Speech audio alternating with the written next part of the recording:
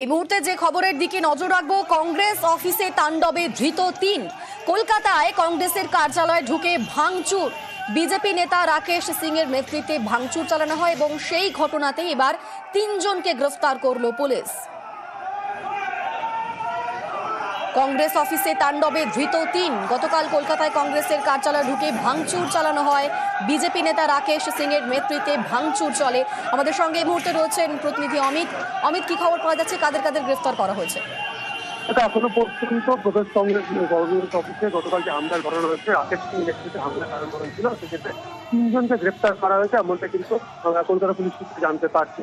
মূলত গতকালের যে ঘটনা, যে প্রদেশ কংগ্রেস অফিসের সামনে প্রথমে যাওয়া, সেখানে টায়ার জ্বালিয়ে বিক্ষোভ প্রদর্শন করা এবং পরবর্তী ক্ষেত্রে রাহুল গান্ধীর যে ব্যানার ছিল, সেই ব্যানারে রাহুল গান্ধীর ছবিতে সেখানে আলকাতরা দিবা, তারপর প্রদেশ কংগ্রেস দপ্তরের ভেতরে ঢুকে যে ভাঙচুর চালানো, হামলা চালানোর যে ঘটনা ঘটে, সেই ঘটনায় ৩ জনকে গ্রেফতার করা হয়েছে।